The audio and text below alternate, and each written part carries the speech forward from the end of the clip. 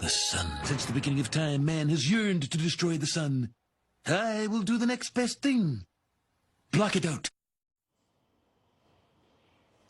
Yeah, it may seem funny on TV, but that outrageous concept may soon become reality as the Biden administration signals its fight against global warming may actually involve blocking sunlight. The White House posting research claiming, quote, solar radiation modification would enable better informed decisions about the potential risk and benefits of SRM as a component of climate policy alongside the foundational elements of greenhouse gas emissions mitigation. Our next guest warns this is simply government's way to control your weather. Mark Morano, publisher of ClimateDepot.com, and he joins us now. Okay, Mark, you know, my take this morning was maybe this is one of those or else, you know, get on board with everything else or we're going to block the sun. But I guess it's a little bit more reality than that. Tell us about it.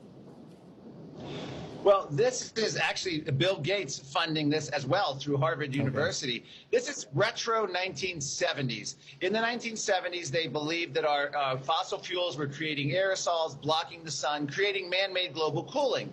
So they came up with the same kind of geoengineering solutions back then. They wanted to put black soot on the Arctic to melt it. There was one proposal to use nuclear energy to help loosen the Arctic ice caps because they thought they were growing too much. And John Holdren, back in the Obama administration, also supported this kind of geoengineering, if you will, of the climate. This is radical, risky, unproven, unknown effects, but they're doing it as a sort of lever over us to say now in the Biden administration, kind of like, yeah, we know this is dangerous, we don't know the effects, but darn it, people aren't buying electric cars fast enough, or they're not embracing Green New Deal policies, so we have to risk our entire planet with this insane kind of research.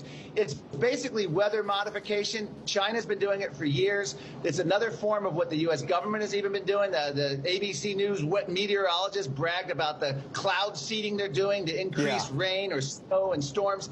They will control the government will control the weather, and you will be happy. That seems to be the new motto. Yeah, I was just talking to Will about the cloud seeding. He's not sure if he believes it, and I said, listen, it's something they've been trying to do for a while.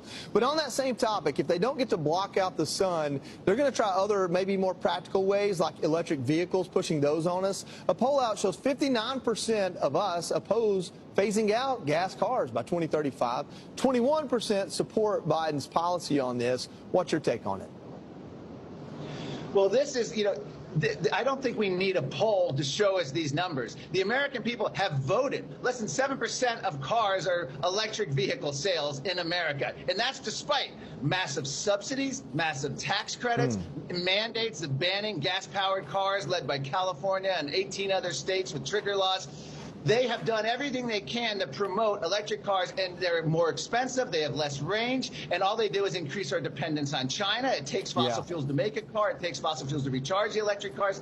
It makes no sense. And what they're doing is intentionally creating car shortages by these gas-powered car bans to force us into mass transit. No, that one point there, inviting China into our auto industry and into our electronic industry while they're passing things like the CHIPS Act, a lot of it is kind of speaking out both sides of their mouth. Thank you.